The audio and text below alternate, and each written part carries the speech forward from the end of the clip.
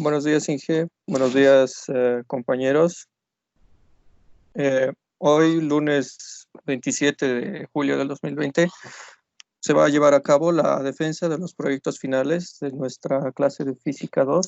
Durante todo el módulo hemos avanzado temas que, en mi opinión, han sido muy interesantes, el cual, sin despreciar la teoría, vamos a demostrar hoy más la práctica y su aplicación. Comenzando con el programa, le cedo la palabra a la ingeniera. Bueno, muchas gracias, Rafael. Yo muy cortito quiero darle las gracias a todos ustedes porque han trabajado muy bien, se han dedicado bastante, han realizado sus actividades con mucha alegría. No he recibido ningún reclamo, a pesar de que yo he exigido bastante. He conseguido el objetivo que me había planteado desde el inicio, el poder enseñarles a ustedes de que la física ustedes la están utilizando a diario, y esta materia les permitió aún más aclarar con respecto a su carrera qué era lo que estaban estudiando y con qué iban a encontrarse en su vida laboral. Sé que están tan contentos por el hecho de que se les abrió una visión para poder darse cuenta, sí, es esto lo que yo quería estudiar. Y finalmente vuelvo a insistir, muchas gracias por toda su dedicación, porque uno como docente es lo más importante, ver a sus alumnos felices trabajando y tener un buen resultado, como sé que el que hoy día van a demostrar con las aplicaciones. Ya no tanto la teoría, acuérdense que yo les digo conceptos muy básicos para entender y el resto investigar. No se olviden que nuestro sistema de enseñanza en nuestra Universidad Domingo Savio es un sistema por competencia en el cual el alumno, guiado por el docente, tiene que comenzar a solucionar sus problemas y seguir adelante. Gracias, chicos. Muchas gracias, ingeniera. Ahora, prosiguiendo con el programa, primero vamos a tener al grupo 1, que es la aplicación y demostración de la ley de Ohm. Muy bien, comenzando con la presentación. En mi caso, los integrantes de mi grupo son Jonathan Héctor Pazzi y Luis Iturri Aguilar. Nuestro tema va a ser la aplicación y demostración de la ley de Ohm. Para empezar, hay que explicar qué es la ley de Ohm. La mayoría de nosotros ya sabemos de qué se trata, pero siempre es importante recalcar, ¿no? Ya que esta ley es muy importante en nuestro día a día, y ya que la vamos a ver muy seguido durante todos los circuitos que vayamos a realizar. La ley de Ohm, postulada por el físico matemático alemán George Simon Ohm, es una ley básica de los circuitos eléctricos. Esta establece que la diferencia de potencial que aplicamos entre los extremos de un conductor determinado va a ser proporcional a la intensidad de la corriente que circula por el citado conductor. Como pueden ver en la imagen de la derecha, tenemos los triángulos de la ley de Ohm, el cual establecen que para encontrar el voltaje en un circuito vamos a tener que multiplicar la intensidad por la resistencia. Factorizando esta ecuación inicial, vamos a poder obtener las demás variables de nuestro triángulo. La resistencia de un conductor eléctrico es la medida de la oposición que presenta el movimiento de los electrones en su seno, es decir, la oposición que presenta al paso de la corriente eléctrica. Esta se mide en ohmios. La resistencia va a hacer que disminuya la corriente eléctrica. Ahora, prosiguiendo, vamos a tener que explicar qué es corriente y qué es tensión. La corriente, también llamada intensidad, se mide en amperios. Es similar al caudal de un río. En el caso de la corriente eléctrica sería la cantidad de electrones que fluyen por unidad de tiempo. La tensión eléctrica, llamada formalmente diferencia de potencial, se mide en voltios. Retomando de nuevo la metáfora del río, imaginemos una cascada al final del río, ¿está bien? La tensión sería la diferencia de altura entre el punto más alto de la cascada y el punto más bajo. Esto obviamente le da más fuerza al río, puesto que el agua fluye más rápido al caer. Ahora, comenzando con los objetivos, hoy nos vamos a centrar en un objetivo general y dos específicos. El objetivo general va a ser crear un circuito que aplique y demuestre la ley de Ohm, y nuestros objetivos específicos van a ser dar a conocer sobre la ley de Ohm y su impacto en la vida cotidiana, incluyendo nuestro circuito, el cual vamos a identificar y explicar los componentes del mismo. A continuación, le cedo mi palabra al compañero Jonathan. Primeramente, continuando con el tema, ahora nos vamos a centrar más en sobre el esquema que es nuestro circuito, aplicando claramente la ley de Ohm. Primeramente les voy a mostrar los materiales. Estos materiales son los que utilizamos para hacer nuestro propio circuito hecho por nosotros.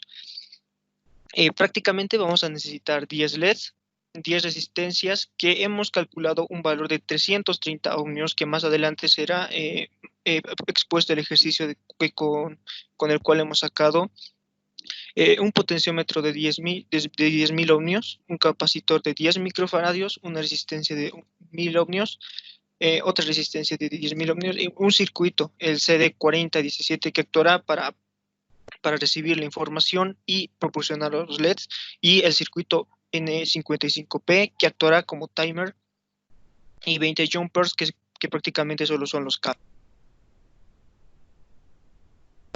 Este es nuestro esquema de nuestro circuito en general. Adaptamos este circuito para que tenga un poco más de sentido y que se pueda ver más o menos bien, que esté bien organizado. Primeramente, ¿cómo es que funciona este circuito? Prácticamente se divide por dos subpartes. La primera es la actuación del CD4017 y la segunda es la actuación del 555. Estos dos actúan diferentemente.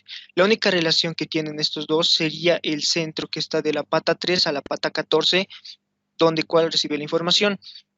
Este cable sería el voltaje que va a recibir y el cable de salida para negativo. Solo sería la única relación entre estos dos. Empezando un poco, esta es la subdivisión que tienen estos dos, que sería el 555 y el 4017. Ahora nos vamos a centrar en el 555. Primeramente, el 555 no necesita resistencias. ¿Y por qué hay resistencias? Estas resistencias actúan aparte, no afectan al 555, sino afectan a la señal que el 555 va a transmitir al otro circuito.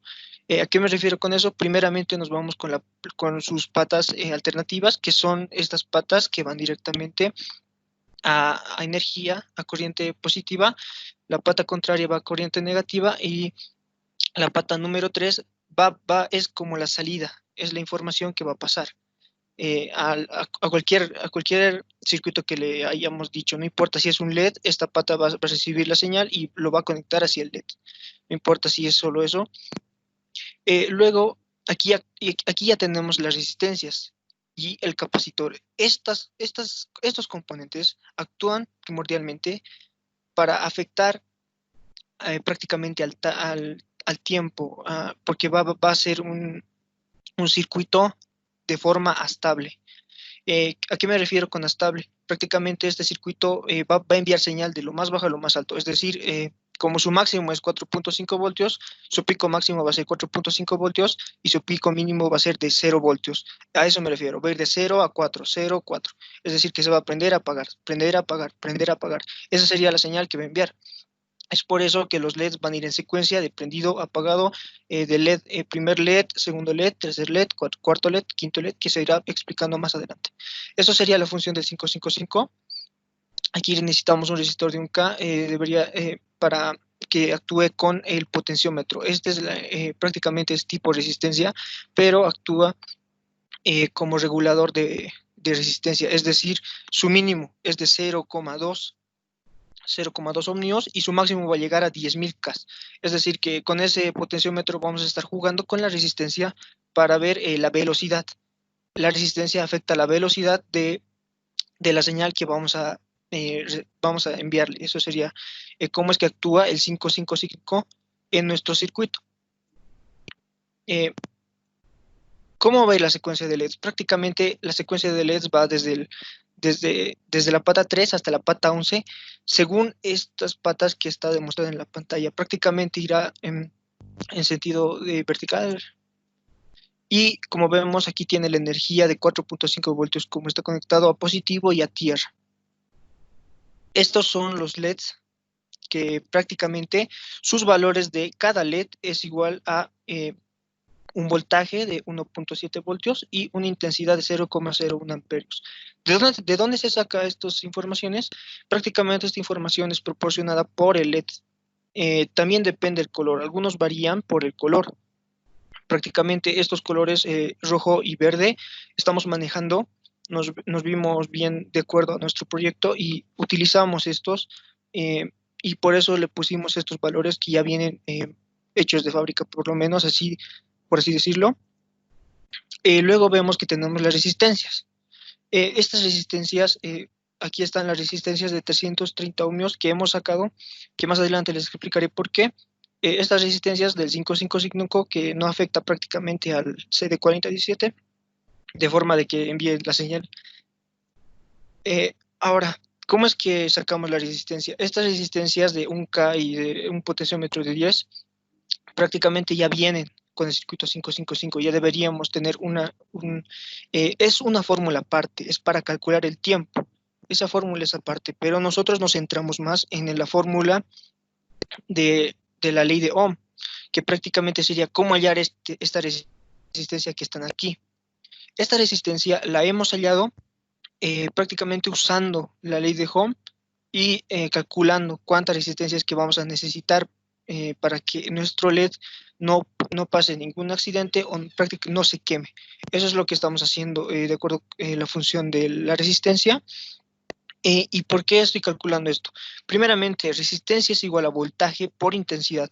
La intensidad que el LED tiene, que les dije anteriormente, era de 0,01 amperios. Y esa intensidad se reemplaza, perdón, es dividido, aquí está mal. Resistencia se reemplaza. Y aquí 4.5 tomamos el voltaje prácticamente de la batería o de la pila que estamos utilizando. En este caso va a ser un cargador directamente conectado. Como estamos utilizando un cargador de 4.5 voltios, le vamos a restar el voltaje del LED que soporta, porque automáticamente el LED tiene esta capacidad de almacenamiento de voltaje, 1.7 voltios. Así que le vamos a restar a nuestro voltaje que está recibiendo nuestro LED para así calcular la resistencia. Calculando todo esto nos va a salir 280 ohmios, pero 280 ohmios no se considera, creo que no se puede comprar a lo que hemos visto, y optamos por una de 330 ohmios, mientras más mejor. Es por eso que cada resistencia debería tener un valor de 280 ohmios. Eso es lo que vimos, así que era mejor aceptable aplicarle una resistencia de 330 ohmios. ¿Cómo hicimos esto? Prácticamente este circuito actúa, digamos, recibe la información del 555 y va a utilizarlo para enviarle al LED 3 primeramente, pasa por la resistencia con el LED y ahí se acabó todo.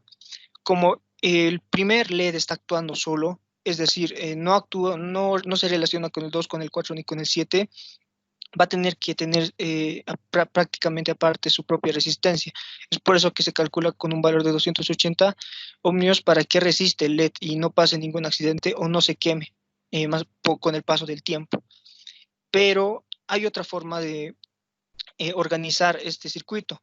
Mayormente todos lo unen con una resistencia. ¿Qué pasa si lo unes con una resistencia? Prácticamente lo tienes que multiplicar cuántos LEDs tienes con el valor de un LED. Es eso que hemos sacado, que la resistencia, que era 280 ohmios, como son 10 LEDs, lo multiplicamos, 280 por 10 nos va a dar igual a 2800 ohmios. Esa es la resistencia que, si queremos comprar solo una resistencia, utilizaríamos una resistencia de 2800 ohmios. Prácticamente sería acercarnos a una resistencia en el mercado que exista, para así ver,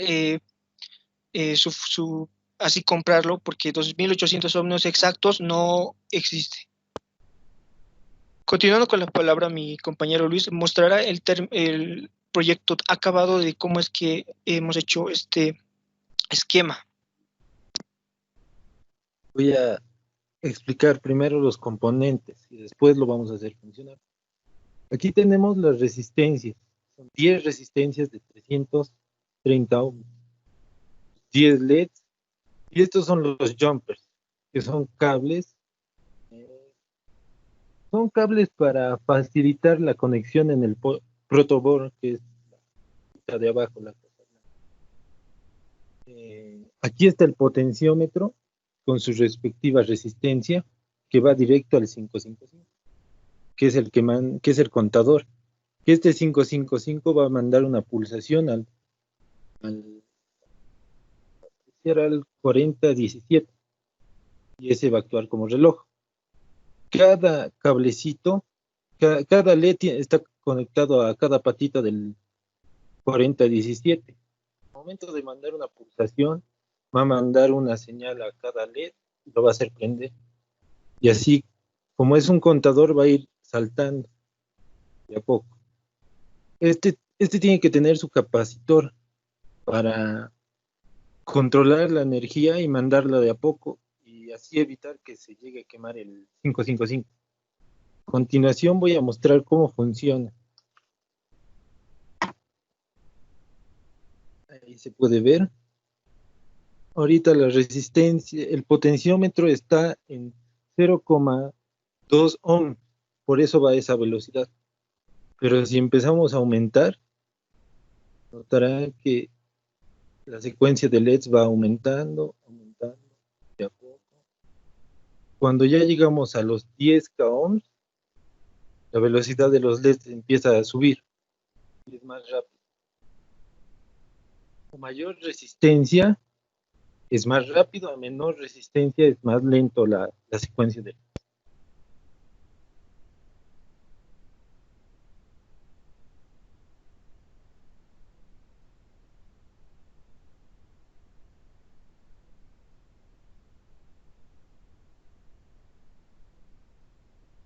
Vuelve a estar en 0,2 ohm.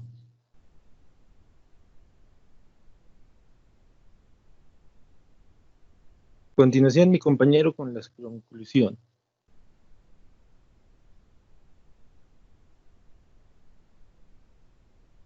Muchas gracias, Luis. Como conclusiones, podemos decir que se logró realizar el circuito en el que hemos aplicado y demostrado la ley de Ohm. Mientras más resistencia poníamos en el potenciómetro, la señal que mandaba el 555 al 4017 iba a ser con menos tiempo, es decir, lo iba a ser más rápido, el cual el cambio de LED iba a ser igualmente más rápido.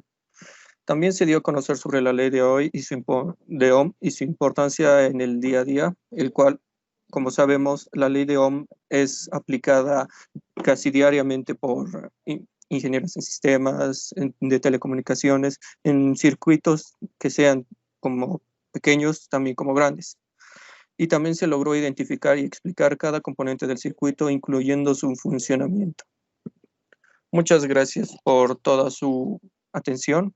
Y a continuación el grupo 2. Muy bien, continuando con nuestras presentaciones. Nosotros somos del grupo 2. Ya, nosotros como grupo 2 hemos escogido este tema, que es fuentes de alimentación. Juntamente con el compañero Deimar y Juan Carlos hemos decidido este pequeño proyecto. ¿Por qué? Porque al empezar la carrera, nos hemos visto incluso necesitados, ¿no? En los diferentes laboratorios que hemos hecho. Con pena hemos tenido que trabajar con fuentes de alimentación del celular, ¿no? Entonces, Eso ha sido un poco incómodo. Después ya averiguando, ya pasando los diferentes módulos que hemos pasado, ya nos hemos dado cuenta que sí se puede hacer una fuente de alimentación. Esa es la razón por la cual hemos escogido esta interesante fuente de alimentación. A continuación lo vamos a ir detallando. Deimar, adelante, por favor.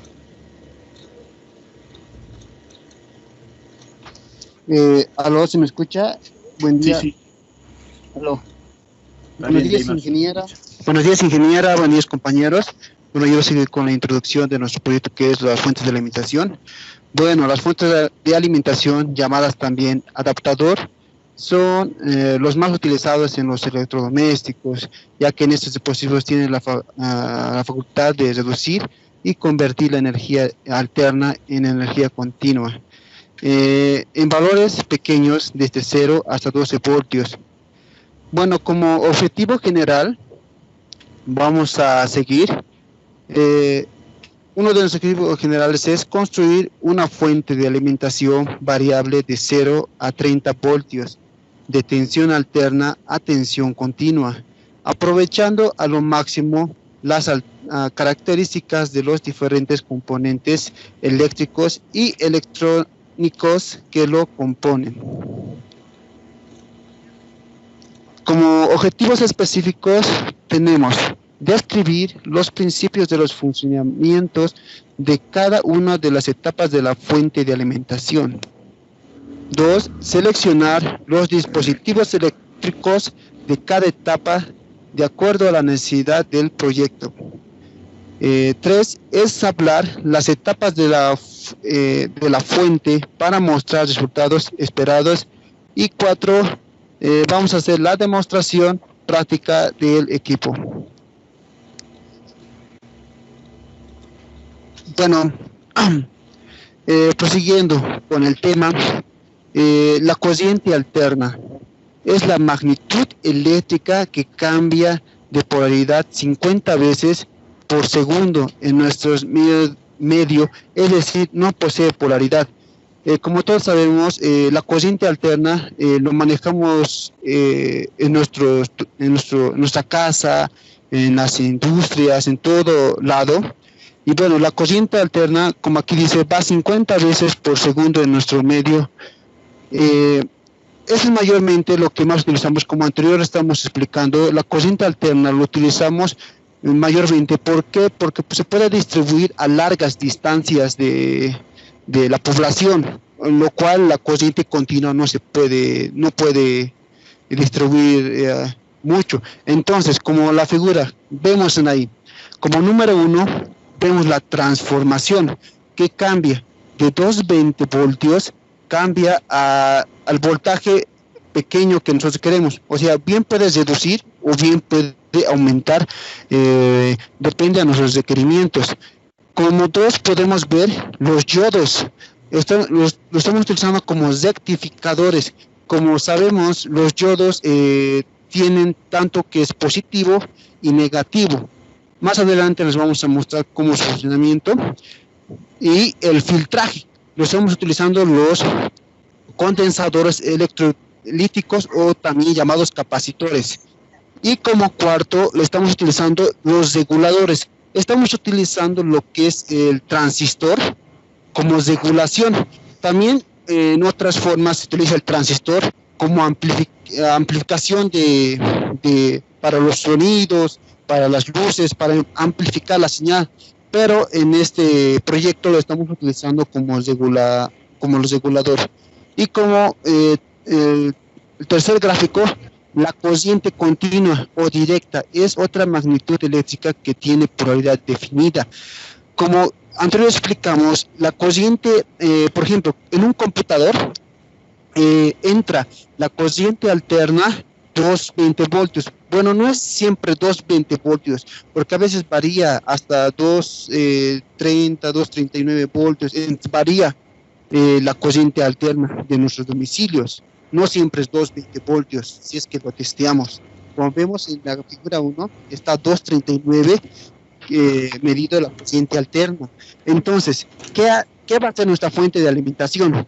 Va a transformar lo que es la corriente alterna a corriente continua para hacer funcionar la mayoría de nuestros electrodomésticos. Como bien sabemos, la mayoría de nuestros electrodomésticos funcionan con corriente continua. Como vemos, como podemos observar, la PC, uno, por ejemplo, hace funcionar los parlantes, lo que es el monitor, lo que es el teclado, el mouse, el escáner, los USBs, la cámara. En realidad, con el computador podemos hacer realmente todo y es un uso de trabajo que es necesidad para grandes industrias y también para nuestra ayuda de nosotros como estudiantes. Entonces, eso es lo que vamos a verlo, lo que es la transformación de la corriente alterna a la corriente continua. Por ejemplo, si es que entra 220 voltios, mayormente la mayoría de los electrodomésticos funcionan con 12 voltios a 5 de 5 a 12 voltios. Entonces, eso es lo que vamos a reducir con nuestra fuente de alimentación. Siguiente. Muy bien. Muy bien. Gracias, Deimar.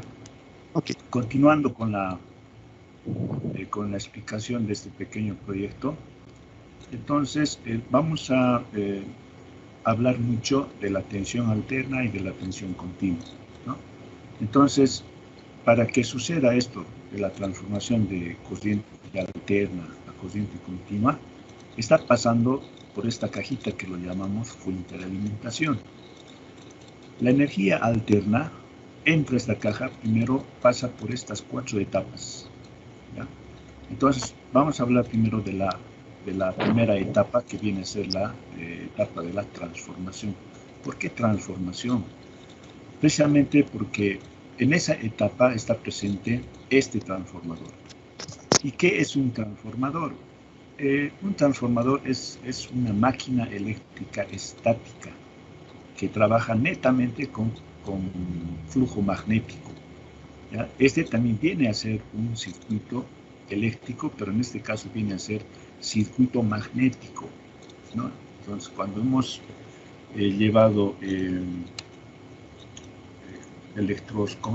campo magnético, inducción magnética, etcétera, nos hemos dado cuenta de que cuando insertamos corriente a un determinado conductor, a su alrededor se genera flujo magnético, ¿cierto?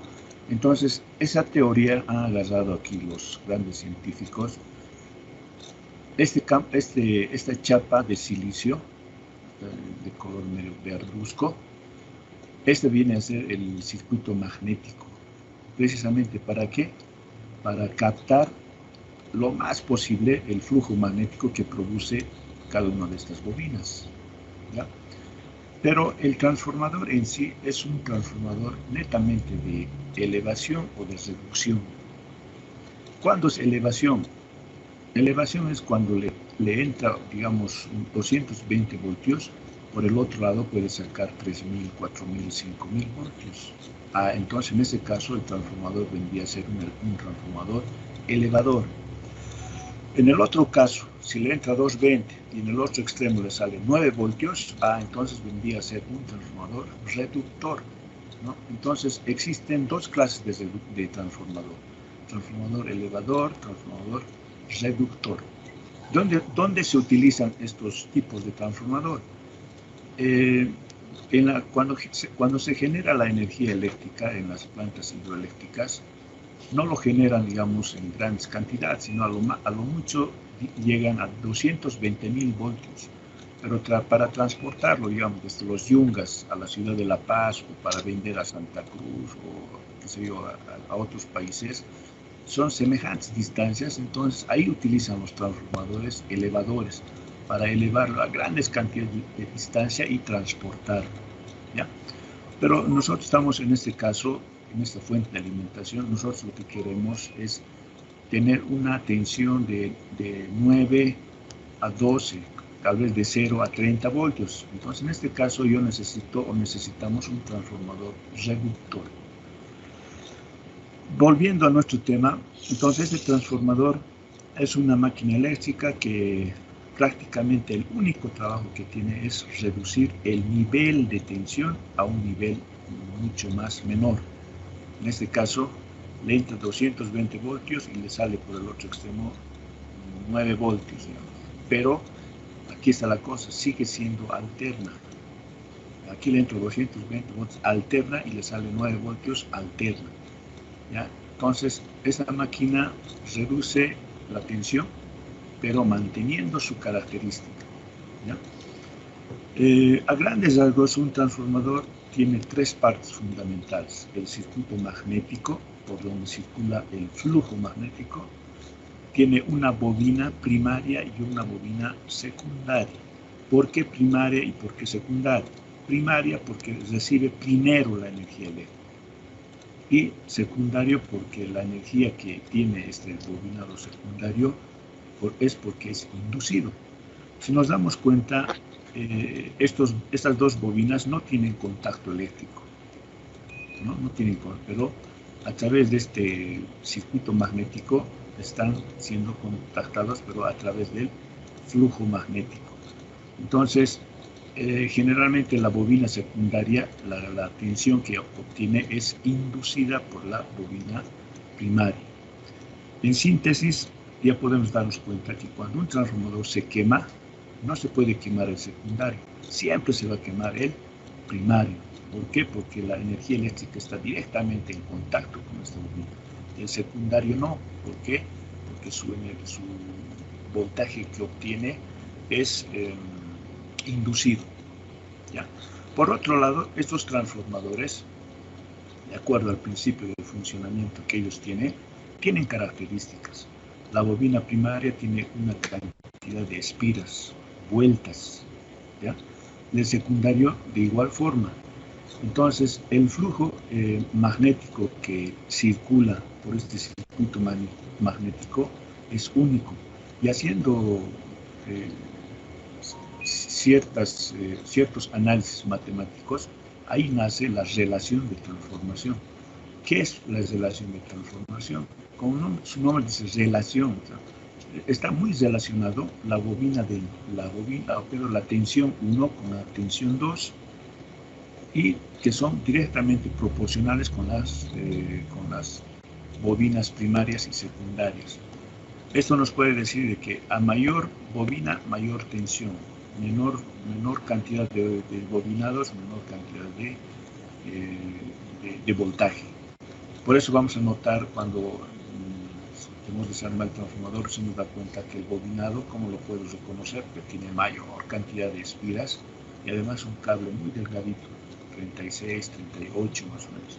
Y el secundario no tenía más de 50 espiras, 30 hasta 45 espiras. Entonces, por eso se inducía un voltaje menor.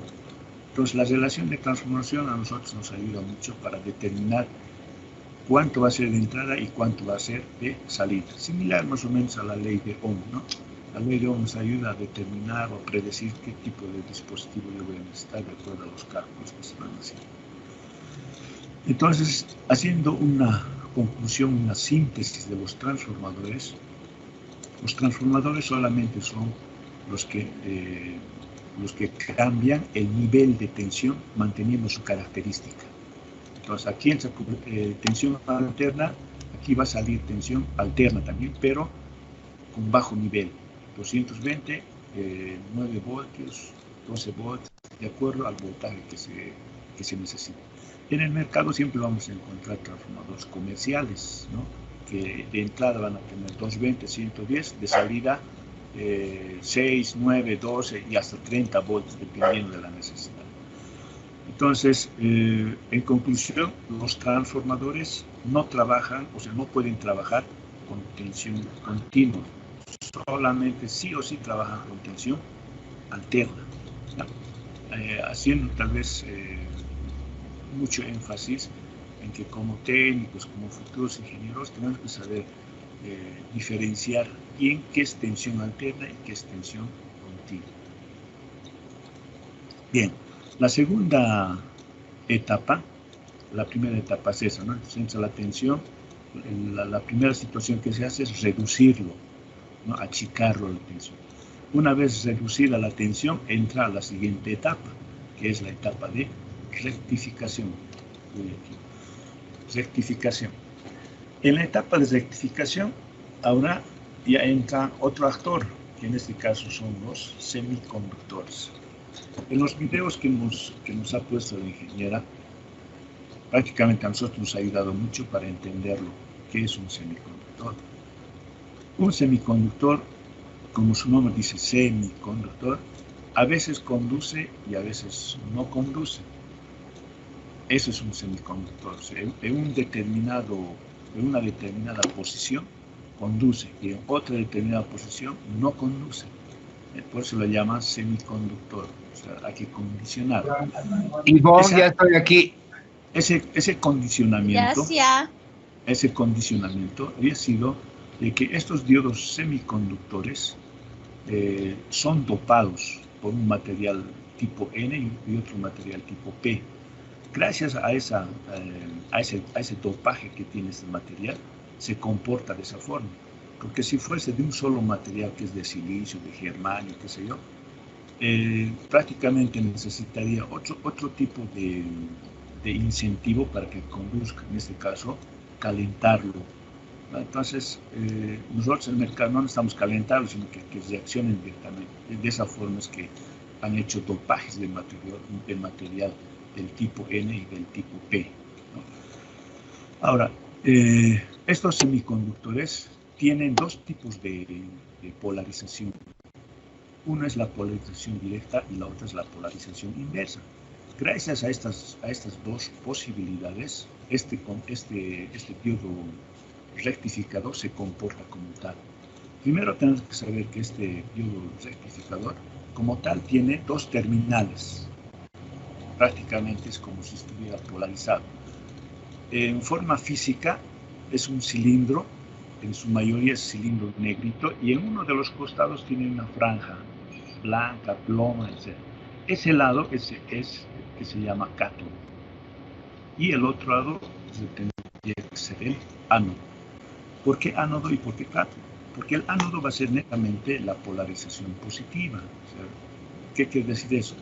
Que para que trabaje normalmente este diodo, va a tener que recibir por el ánodo positivo y por el cátodo negativo. En ese sentido se llama polarización directa.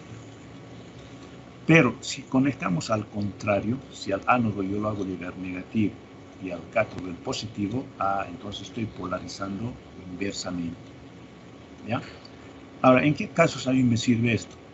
En la polarización directa, deja pasar los positivos en este sentido. En la polarización inversa, no deja pasar positivos, ¿no? Entonces, en algunos casos, estos diodos rectificadores, bueno, en la mayoría lo están utilizando como interruptor, como protección para que no haya retornos, etc. Y en la mayoría de los casos, bueno, ahora ya no mucho, pero en la mayoría de los casos, estos diodos rectificadores son los actores principales para las fuentes de alimentación, o sea, para convertir la corriente alterna en corriente continua, ¿ya? Esta simbología que lo vemos acá, ya lo podemos ver acá, ¿no? Este tipo de conexión se llama conexión puente, es mucho más efectivo, ¿ya? En el lado izquierdo yo tengo la corriente alterna como tal, ¿no? Su simbología, su comportamiento de la corriente alterna es así, una sinusoide. Esto es, digamos, un extracto de un osciloscopio. Entra la tensión alterna, de esta forma se comporta, ¿no? Por ciclos. Por el otro lado, una vez que entra a este circuito de diodos, la corriente alterna, sale ya pulsante. ¿Y por qué sale pues así pulsante? Por esta razón. Primero, el concepto de corriente alterna. Es el tipo de energía de polaridad indefinida, o sea, cambia 50 veces por segundo en nuestro medio, porque la generación de nuestro país es 50 ciclos, ¿no? Entonces, vamos a hacer en el caso que este va a ser positivo y este negativo. Veamos, vengo por acá, por aquí voy a poder pasar positivo, entonces pasa el positivo. Ese viene por acá negativo, no me deja pasar, entonces solamente positivos vendrían a pasar acá. como aquí estoy, cuando estoy aquí en positivo, aquí estoy en negativo, vengo por acá en negativo, por aquí no puedo pasar, por aquí sí puedo pasar, ¿no? Porque pasa en negativo, de acuerdo a la polarización. Paso y llego con negativo. En el otro caso, ahora este es negativo y este positivo. Vengo con el negativo, no puedo pasar por este diodo, pero este otro diodo sí me va a dejar pasar, que es negativo. Negativo y paso. Que este es positivo, por este ya no puedo, por este sí paso. Entonces, si nos damos cuenta, estos diodos, esta conexión de puente está conectado estratégicamente para generar pulsos más pronunciados, o sea, más ceñidos, en otras palabras, que aquí podemos ver. Este semiciclo negativo lo ha subido hacia arriba. Entonces, esta tensión obviamente está muy, le hemos hecho un zoom muy acercado, que es muy prominente, pero no es tanto así, ¿no? Pero ya son pulsantes, ¿no? Entonces, a esto se le llama, o sea, este resultado nos entrega la etapa de rectificación. Una vez que tenemos la etapa de rectificación, entramos a la etapa de filtraje. En la etapa de filtraje, el actor principal va a ser, en este caso, los condensadores o los capacitores electrolíticos. En el foro que han pasado, nos han detallado con demasiado detalle, ¿no? O sea, ha sido muy informativo, digamos, sobre los capacitores. Hemos visto todas sus cualidades. Entonces, rescatamos que un capacitor es un dispositivo que almacena energía eléctrica temporalmente, ¿no? Entonces, esos capacitores, ya dependiendo en conexión serie, en conexión paralelo, de acuerdo a las necesidades del circuito, se utiliza para filtrar. O sea, miren, estas líneas punteadas que pueden observar es el resultado de la rectificación, los pulsantes. Y con esta línea roja, estas partes ya está compensando el capacitor, cosa que el resultado ya está casi aplanándose, ¿no?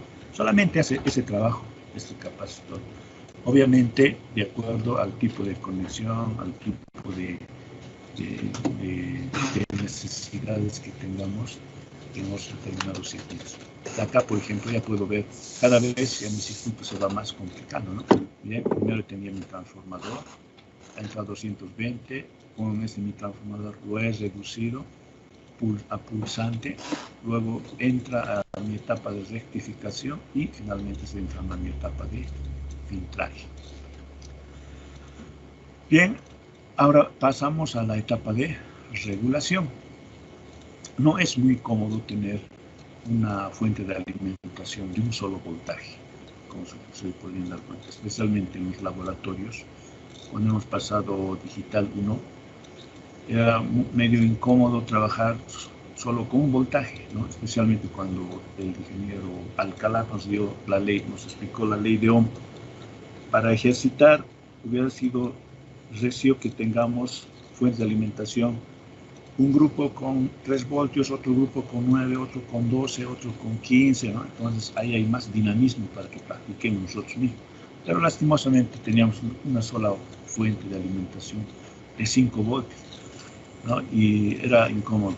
Entonces, por esas razones que es muy necesario las fuentes de alimentación regulada de 0 a 30 voltios, por lo cual podemos nosotros tener diferentes valores. Entonces, para este tipo de etapas de regulación hay diversidad. Bueno, había habido diversidad de dispositivos electrónicos. Una de ellas que nosotros hemos visto por conveniente, este dispositivo, este transistor llamado el LM317.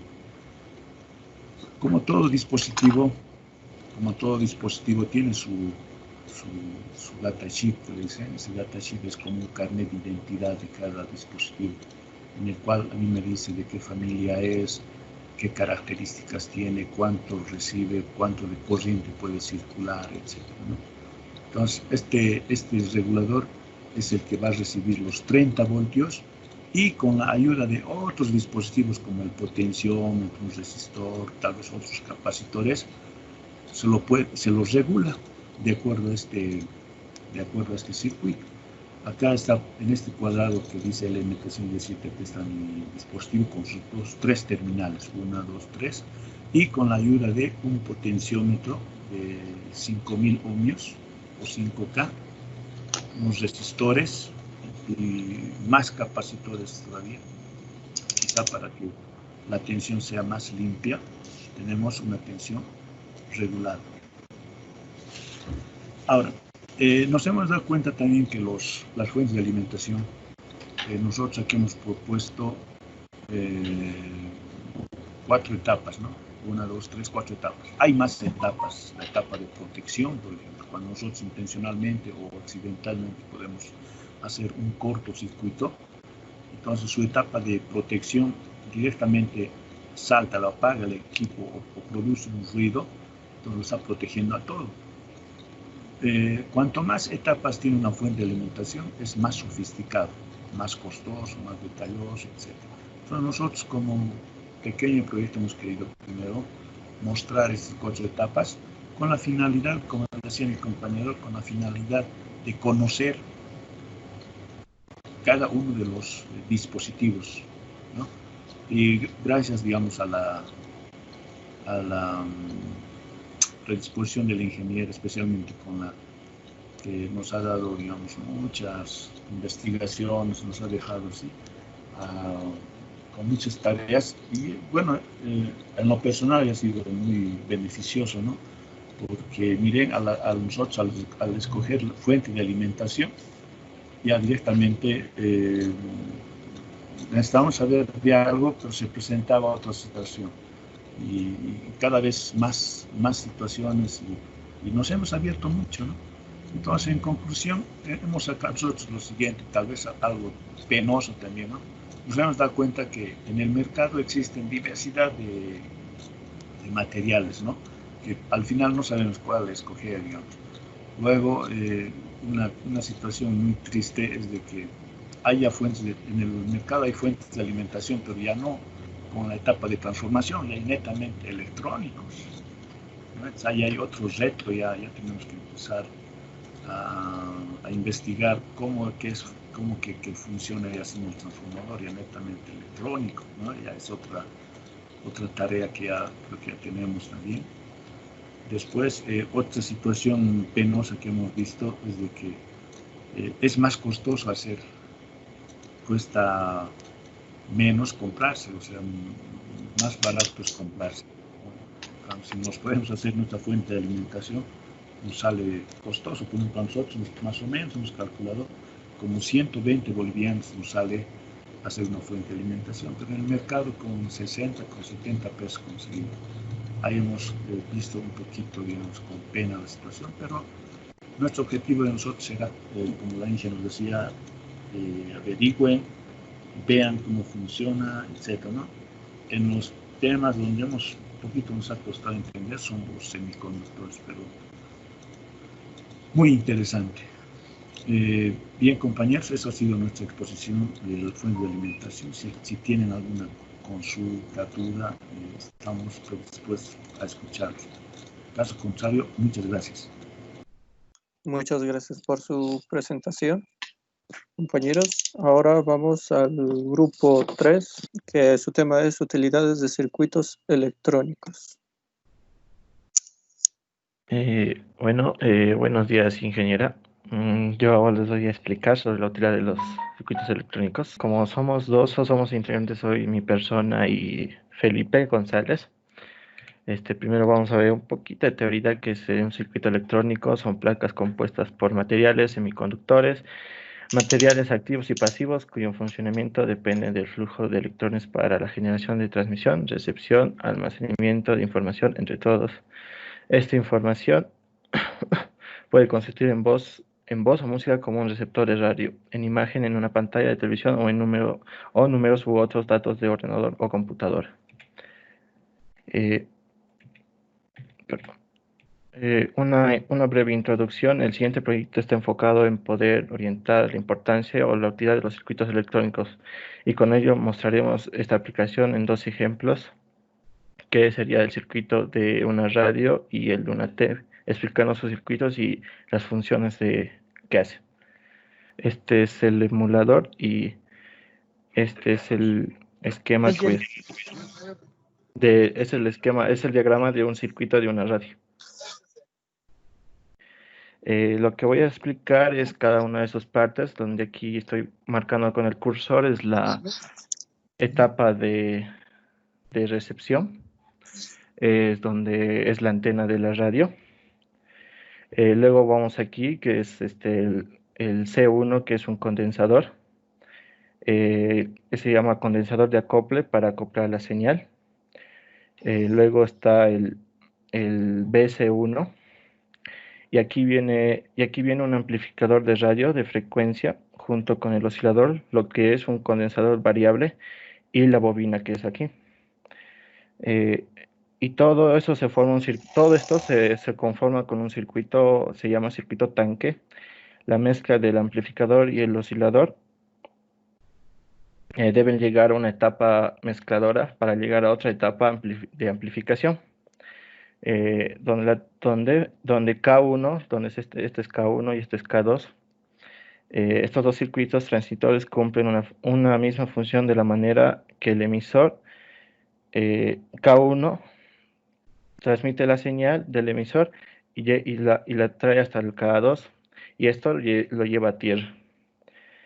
En este punto entre la resistencia de R2 y el conector K2, que es aquí, es el punto de mezcla aquí, donde se produce la salida de la señal de frecuencia y llega a una etapa de detección. La etapa de detección es aquí, en donde dice D1, llega hasta la etapa donde cumple, esta etapa cumple dos funciones, que es la rectificación, es decir, solamente deja pasar la mitad de la señal de transmisión, y la detección, que es la portadora de la señal oscilante. Luego cumple la función de un condensador C5, que funciona como filtro, ya que el sábado vimos de condensadores, y esta funciona como un filtro, solo deja pasar las señales de alta y las llevan a tierra. Luego está el condensador C3, donde el condensador se llama de condensador de desacoplo continuo, solo deja pasar las señales más bajas. Y luego están los K3 y los K4, que estos son transitorios, son preamplificadores de audio que cumplen la función de preamplificar las señales de audio. Donde el primer punto de aquí, K3, amplifica la señal, y el punto K4 donde la amplifica aún más. Y aquí terminamos, y para llegar al final, el parlante, que es un traductor con la señal, ya que se recupera la señal procesada por los circuitos, atrae los repelen. El diafragma funciona la continuidad de corriente que genera. El parlante, lo que es el campo magnético, lo que ya hemos avanzado, del imán, y que tiene el parlante de este campo magnético que genera y interactúa con la señal eléctrica de la bobina, y se forman dos campos magnéticos. Estos dos se repelen y se hace que el diafragma libere una señal de sonido. Y de tal forma que la persona habla en el tiempo real, se transmite en el espacio, llega a la antena y pasa por todo el proceso de esta radio. Hubiera querido emular este circuito, pero lastimosamente tuve un error y no me salió bien. Esa es mi explicación. Voy a pasar a lo de mi compañero, que es Felipe. Le tiene que explicar lo de la TV. Ingeniero, muy buenos días a todos los presentes. En mi caso yo voy a explicar el esquema de un circuito de una televisión.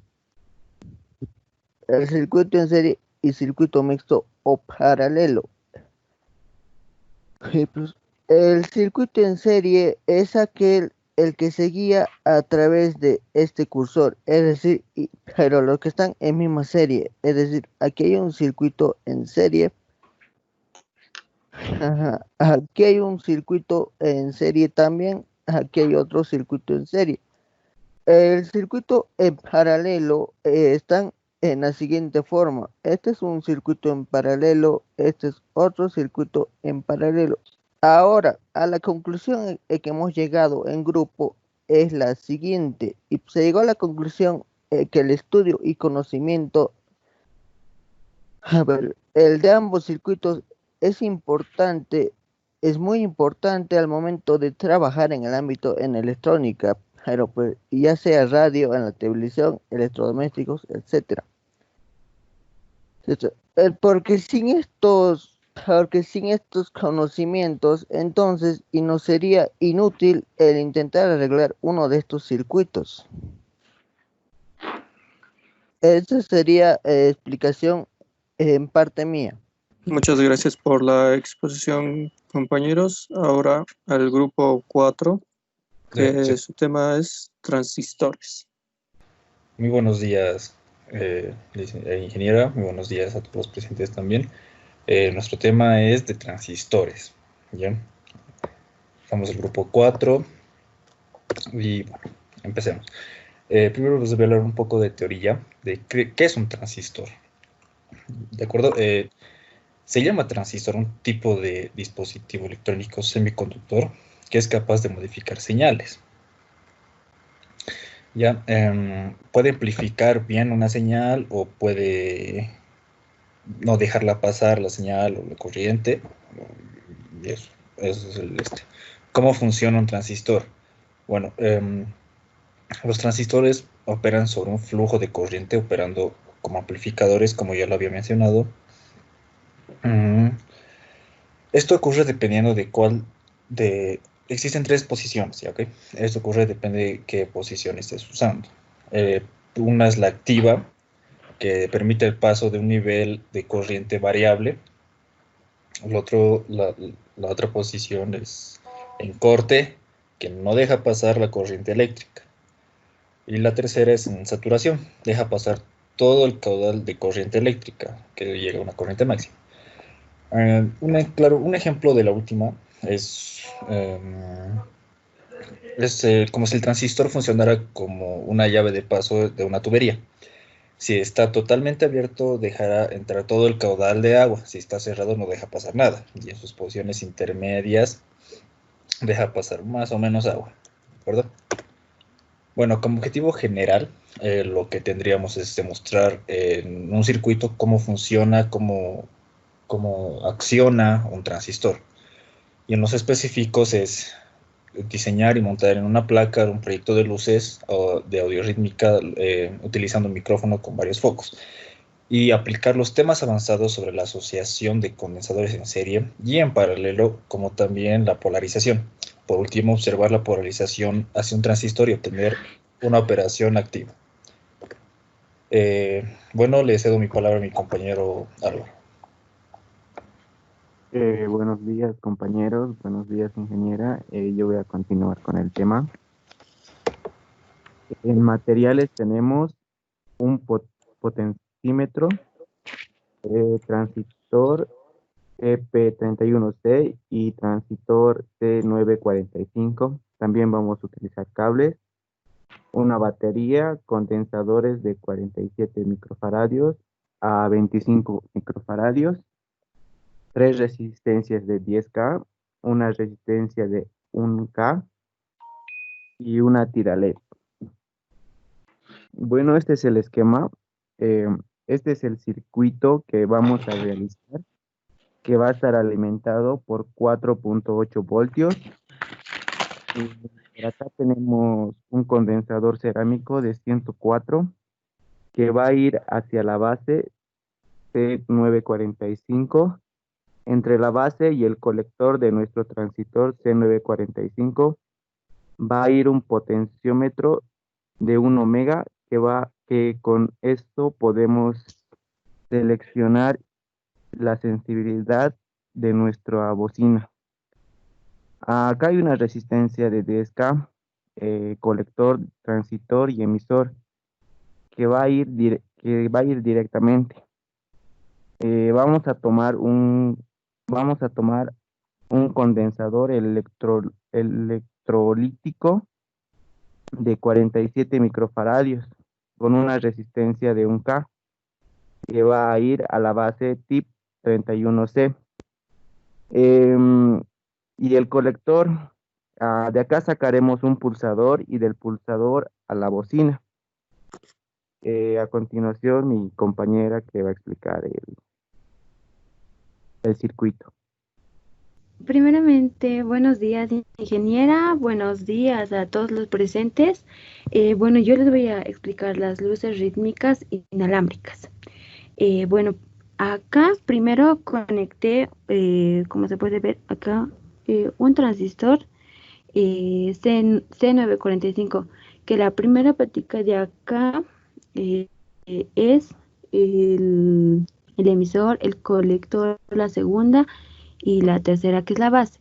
El emisor que es la primera, va a ir al lado menos, como pueden observar acá, y el colector, que es la segunda, va a ir a más con una resistencia de 10K, que es esta. Luego, de acá, de la base, conectaremos un condensador cerámico de 104, que esto equivale a 0.1 microfaradios. Luego conectaremos la resistencia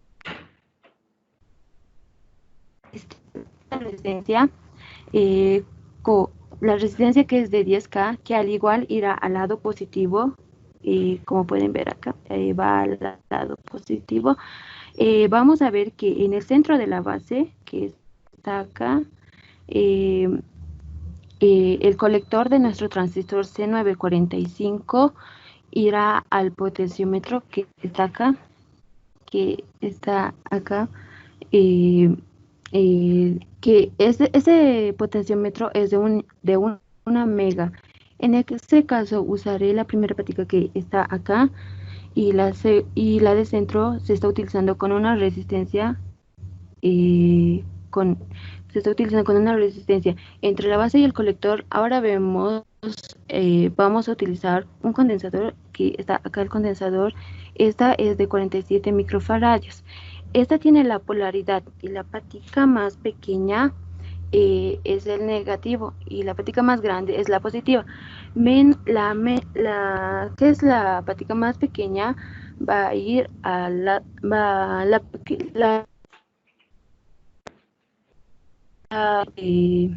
irá a nuestra resistencia,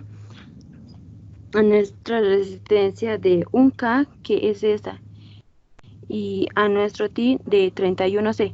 Esta será, bueno, aquí tiene igual 3 paticas del 31C, que la primera va a ser la base, la segunda el colector y la tercera el emisor. La resistencia irá a la resistencia, esta de acá, irá a la primera patica del mismo, o sea, de acá, de esta resistencia, sacamos un cable que irá al lado negativo. Acá estoy utilizando un potenciómetro. Este de acá que ven es un este relé es como un este switch que me va a llevar a conectar a la bocina que estoy utilizando. Y de esta resistencia estoy conectando el cable negativo para que me pueda dar la tira LED, y aquí también está conectado al lado positivo. Ahora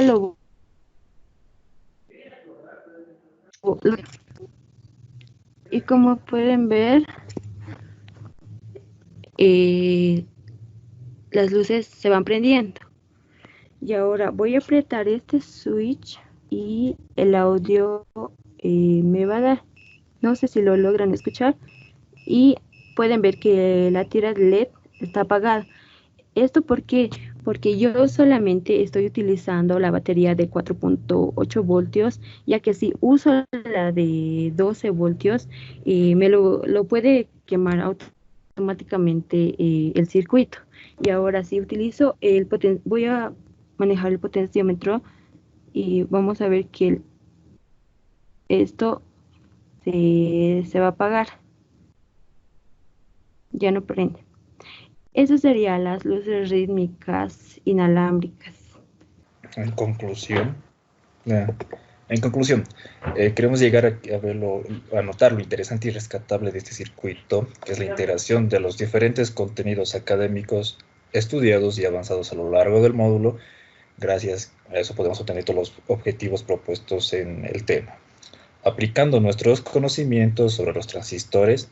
Y por último, vimos cómo polarizar un transistor y cómo sacar la ganancia de un transistor. Eso es todo. Gracias por su atención. Y que pase el siguiente grupo. Muchas gracias por su exposición. Y el siguiente grupo es la bobina Tesla por Ángela Choque Flores. Buenos días, compañeros. Buenos días, ingeniera. El proyecto que estoy realizando es la bobina Tesla, el cual genera un campo magnético, ¿no? Del cual hemos tenido un avance teórico, hemos visto mucha teoría de mis compañeros, y bueno, con esos conceptos vamos a aplicar el siguiente diseño. Si bien, vamos a partir por lo que son las etapas. Yo les rogaría, ¿no?, que puedan enfocarse en mi cámara, ¿no? Si puedan abrirlo, espaciarlo más, sería bueno. Bueno, como primera etapa, tenemos la fuente de alimentación, que voy a con mi dedo, que es la fuente de alimentación, que es una fuente de PC. ¿Por qué? Ya que el circuito es de alto voltaje, requiere de 6 voltios a 15 voltios y un mínimo de 3 amperios. Nosotros estamos usando 12 voltios a 10 voltios, el cual proporciona una fuente la cual es la que proporciona la fuente de PC. Bueno, como en el circuito de alto voltaje, como puedo ilustrar en el acercamiento, el componente principal es el flyback, que va a enfocar ahora, ya que pide producir alto voltaje entre 1000 a 3000 voltios, el flyback, ¿no?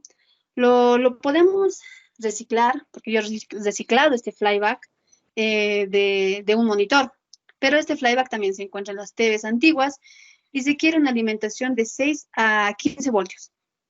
También usamos en el circuito el 555 para generar los tipos de alta frecuencia.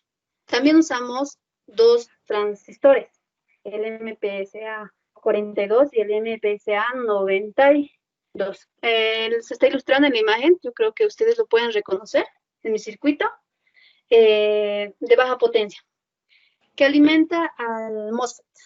Ahí voy a ilustrar el MOSFET. Bien. El MOSFET genera los pulsos de corriente, ¿no?, que va en el transformador primario que hicimos en el flyback. Ahí está enrollado en mi flyback. Para hacer el transformador usamos un alambre de magneto, o conocido como normalmente se lo conoce, ¿no?, un alambre esmaltado de cobre. Lo enrollamos de 6 a 10 vueltas, como se ilustra en la imagen, le voy a apuntar, sobre el núcleo de la ferrita del flyback. Ya. Bien. Ahora, me voy a pasar a lo que es el condensador. Este es un condensador que lo he realizado yo, es un condensador casero. ¿Por qué? Porque necesitaba que almacene una carga muy fuerte de voltaje, ¿no? ¿Cuáles son los materiales que yo he utilizado en mi condensador casero? Usamos un papel de acetato, un papel de aluminio para las placas en 2 cables para la conexión. ¿Por qué? Porque hacemos nuestro propio condensador. Porque, como les mencionaba, utilizamos un alto voltaje en el circuito de 12.000 voltios y necesitamos un condensador de alto voltaje, como el que he diseñado, he fabricado, Este tipo de condensadores no hay comercialmente, o es técnicamente muy costoso, ¿no? Bien, algo que es muy importante aquí es el spark gap, que voy a ilustrar ahora. Es mi spark gap, el cual conduce la electricidad de alto voltaje. Cuando yo voy a demostrar mi Tesla, van a observar que aquí va a ocurrir una chispa, descarga muy fuerte y la misma un sonido muy alto. Esto va a, el voltaje va al bobinado primario, que voy a mostrar en mi Tesla. Este amarillo, el amarillo, que es el bobinado primario, para que la misma va a inducir al bobinado secundario. Bien, ahora, como última fase, voy a hablar de lo que es la bobina Tesla, ¿no? Tiene dos bobinas, la bobina primaria y la bobina secundaria. Para el secundario usamos un tubo de PVC, aquí está el tubo de PVC, de 26 centímetros, ¿no? Y enrollamos un alambre esmaltado de cobre del número 26 o puede ser 30, ¿no? Lo enrollamos con 600 vueltas. Para la bobina primaria utilizamos un cable número 16 y lo enrollamos de 8 a 10 vueltas. Bien, ahora vamos a producir lo que es, voy a encender lo que es mi bobina Tesla. Voy a apagar la luz de aquí de la habitación y para que lo pueda ilustrar mi imagen. Espero puedan observarlo. Así es como funciona la bobina Tesla. Este es el sonido que está produciendo el spark gap. ¿Pueden confirmarme si logran verlo y oírlo? Se logra escuchar, Sí, ahí se se ve escucha. una luz. Bien, ahora pueden ver lo que es dónde está el foco, ¿no? Voy a poner este foco y logran observar cómo produce un campo magnético lo que es la bobina Tesla. La primaria provoca un campo magnético. La segunda, la que es mi segunda bobinado, amplifica lo que es eso. Lo estoy apagando porque como maneja alto voltaje es un poco peligroso, ¿no? Bueno, ahora voy a hacer la demostración también con lo que otro, aquí uno más largo. Entonces, pueden observar que actúa, ¿no? Voy a acercar mi mano a lo que es el foco y van a ver los rayos que la misma tiene, ¿no? Que es un aislante, el vidrio, es por eso que no me produce, bueno, siendo un poco de chispeo, pero no es alto, ¿no? Pueden observar. Es el descubrimiento más grande de lo que quien ha hecho Nikola Tesla, el más reconocido también por él. Esa es la demostración, compañeros. Espero que les haya gustado, sin desmerecer, ¿no?, su trabajo, el cual bueno, hoy en día esa tecnología se aplica bastante porque, bueno, está en las radiobases, está en las torres, las cuales emiten, ¿no?, esta frecuencia de magnetismo mediante ondas. Bueno, este ha sido mi laboratorio. Espero les haya gustado. Muchas gracias. Y si tienen alguna duda, alguna pregunta, estoy presta a responder. Muchas gracias, Ángela. Ángela prácticamente ha concluido con las exposiciones del día de hoy.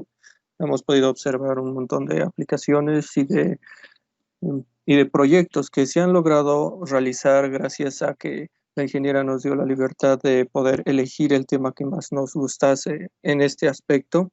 Y yo creo que eso despertó mucho interés por parte de los alumnos a la hora de exponer nuestros temas. ¿Algunas palabras, Inge? Ok, muchas gracias. Sí, todos han trabajado como yo sabía. Muy bien, les agradezco por todo su interés que han puesto en sus presentaciones. Es la primera vez que están haciendo esto por Team, antes lo hacíamos en nuestras aulas. No, todo me ha quedado claro, no voy a hacer ninguna ninguna pregunta. No sé si entre ustedes querrán hacer algunas otras consultas. Bueno, doy las gracias mi parte, también ninguna, ingeniera. En mi Ok. parte, ninguna. Está todo Ok. claro. Le doy las gracias a Rafael, que fue nuestro moderador y que pudo llevar hasta el fin esta presentación. Así que muchas gracias a todos y especialmente a Rafael. Gracias, Rafael. Muchas gracias, Inge, y muchas gracias a nuestros compañeros que trabajaron mucho en sus proyectos finales. Muchas gracias a todos.